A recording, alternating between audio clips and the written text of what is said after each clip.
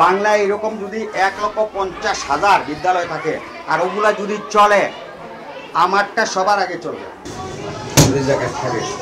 পঞ্চম শ্রেণী পর্যন্ত অনুমোদন নিয়ে কেন নবম দশম শ্রেণীর শিক্ষার্থী পড়াচ্ছেন, এমন প্রশ্নে ক্ষেপে ওঠেন স্কুলের প্রতিষ্ঠাতা। আমি এইটার সিকিউরিটি গার্ড, দারোয়ান।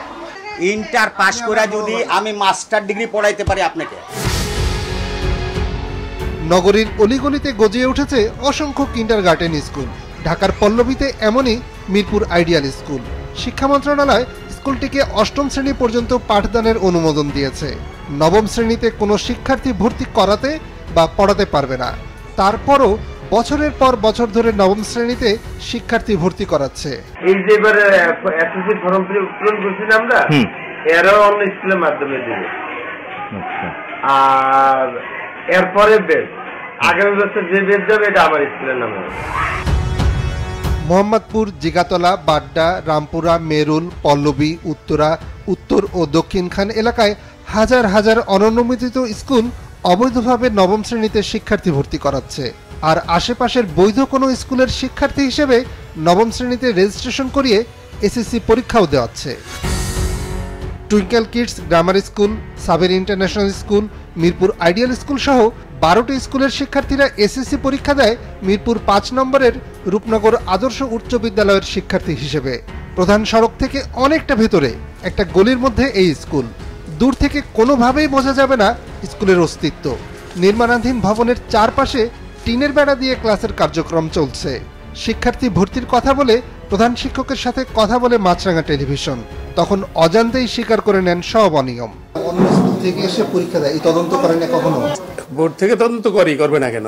কিন্তু বোর্ডের থেকে বলা আছে যে লিমিটের মধ্যে আপনারা করেন বা লিমিটই করি। সরকার স্বীকৃত বৈধ স্কুল কি অননুমোদিত স্কুলের শিক্ষার্থীদের নবম শ্রেণীতে রেজিস্ট্রেশন করাতে পারে? এমন প্রশ্ন নিয়ে যাই ঢাকার মাধ্যমিক ও উচ্চ মাধ্যমিক শিক্ষা বোর্ড চেয়ারম্যানের কাছে। এটা অবৈধ, সম্পূর্ণরূপে অবৈধ। কারণ আমাদের বোর্ড কর্তৃক অনুমোদিত কোনো শিক্ষা প্রতিষ্ঠান ছাড়া কারোর শিক্ষা প্রতিষ্ঠান চালাবার কোনো অধিকার নেই।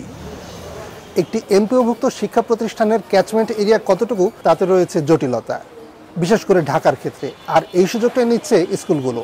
পাড়া মহল্লার যে কিন্ডারগার্টেন, তারা অবৈধভাবে নবম এবং দশম শ্রেণীতে ভর্তি করাচ্ছে এবং বৈধ স্কুলগুলোর নামে রেজিস্ট্রেশন করাচ্ছে।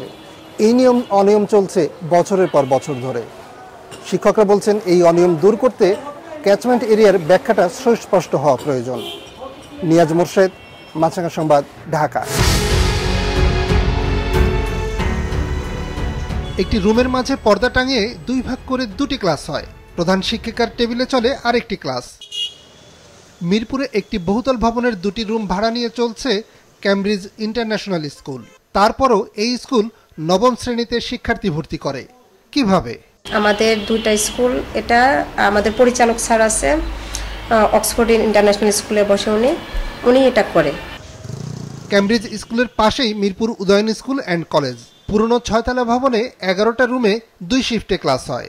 32 জন শিক্ষক প্লে থেকে দশম শ্রেণী পর্যন্ত প্রায় 400 শিক্ষার্থীকে পড়ান। স্কুলের ভেতরেই আরেকটি 6তলা ভবন তৈরি হচ্ছে। নতুন ভবনে 18টি ক্লাসরুম পাওয়া যাবে, কিন্তু শিক্ষার্থী পাওয়া যাবে কিনা তা নিয়ে দুশ্চিন্তায় প্রধান শিক্ষক। অনেক গার্ডিয়ান আছে যারা অসচেতন, অশিক্ষিত গার্ডিয়ান, তারা ওখানেই পড়াইতে স্বস্তি বোধ করে। এই কারণে আমাদের কিছুটাও আরো হারাই যাচ্ছে। কোটি মানুষের আস্থার ভালোবাসায় 11 বারের মতো দেশের 1 নম্বর রেফ্রিজারেটর ব্র্যান্ড ওয়ালটন। কাছেই হাজী আব্বাস উদ্দিন উচ্চ বিদ্যালয়।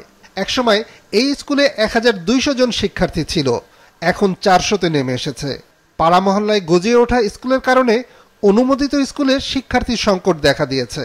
আমাদের ওই যে 1200 প্লাস পেয়েছিলাম, ওই দিকে ফিরে যাওয়ার জন্য আমরা বছরের মাস থেকে পদক্ষেপ নিয়েছি এবং আলহামদুলিল্লাহ আমাদের শিক্ষক কর্মচারীরা সে বিষয়ে সক্রিয় আছে।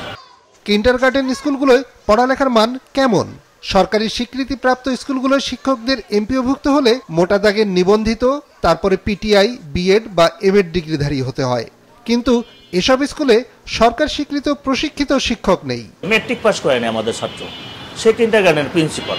চাকরির জন্য চেষ্টা করে, সেই সময়টা তারা বসে থাকবে, তখন আসে কিন্ডারগার্টেনে চাকরি করতে। ঢাকা মাধ্যমিক ও উচ্চ মাধ্যমিক শিক্ষা বোর্ড চেয়ারম্যান জানান, মিথ্যা তথ্য দিয়ে কোনো প্রতিষ্ঠান স্বীকৃতি আদায়ের চেষ্টা করলে কঠোর ব্যবস্থা নেওয়া হবে। কিভাবে পেলো সেটা আমরা একটু যাচাই বাছাই করে দেখব, যদি কোনোভাবে বোর্ড থেকে পেয়েও যায় সেটি আমরা বাতিল করবার ক্ষমতা রাখি। চেয়ারম্যানের রুমে থাকা অবস্থাতেই মিরপুর আইডিয়াল স্কুলের বিরুদ্ধে তথ্য গোপন করে স্বীকৃতি লাভের অভিযোগ আসে টেলিফোনে। মাছরাঙার সামনেই নিজের কম্পিউটার থেকে অনলাইনে ঢুকে তথ্য দেখেন চেয়ারম্যান। মিরপুর আইডিয়াল স্কুল, এটা মানে আমার ওয়েবসাইটে তথ্য পাইতেছি না, এটার ম্যানুয়াল ফাইলটা আইনা দেখবা স্যার, 139586 স্কুল শাখায়। আধা ঘন্টা পর কর্মচারীরা জানান ফাইলটি খুঁজে পাওয়া যাচ্ছে না। কিছুক্ষণ পরেই মিরপুর আইডিয়াল স্কুলের এক শিক্ষক ফোনে জানান স্কুলটির বিরুদ্ধে মাছরাঙা কোনো অভিযোগ করেছে কিনা।